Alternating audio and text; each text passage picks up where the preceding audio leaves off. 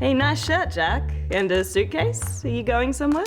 Well, Sarah, I've been bitten by the travel bug, so I'm going to go to the beach for a holiday. Well, it sounds nice, but can you not go just yet?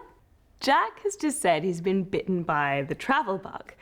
Now, that might sound strange, but it's actually an idiom. An idiom is a commonly used phrase that has a different meaning to its literal definition. Bitten by the travel bug means that you have a strong desire to travel. Here are some other travel idioms. To put your feet up means to relax. It's been really stressful at work. I can't wait to get to the beach and put my feet up. To hit the road means to begin a journey. I'm all packed, everything's ready to go. I'm going to hit the road. To be on the move means to be travelling from one place to another. You might not be able to call me while I'm gone because I'm going to be on the move. Speaking of which, I'm off. Bye, Jack. That means he's leaving. See you, Jack. Well, now that it's just me, let's take a look at the different types of travelling options in Australia. You can fly to a destination by taking an aeroplane, which we usually shorten to plane. You can also drive. Sometimes we call a driving holiday a road trip. You can also take a train or a bus, or you can go on a cruise on a ship. When you arrive at your destination, there are a few different accommodation options, which means places you can stay. You can stay in a hotel or a motel. Motels are usually designed for people travelling by car. Resorts often have more facilities, like, for example, pools or restaurants or tennis courts. You can go camping, which is when you stay in a tent or maybe a caravan or camper trailer. You can camp in a camping ground or sometimes in the bush, which means in nature. You might want to stay in a B&B, which stands for bed and breakfast. A B&B is private accommodation where you can book a room overnight.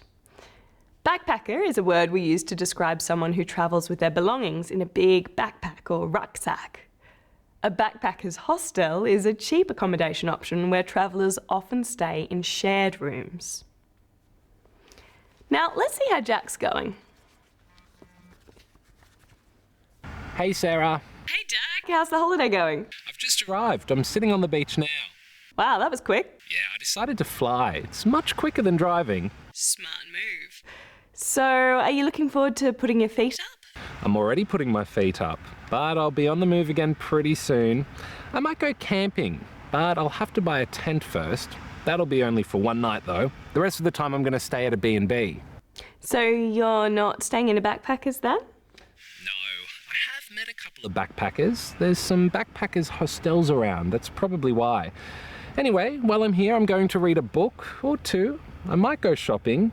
I'm not going to do any work though. Well, I'm very jealous.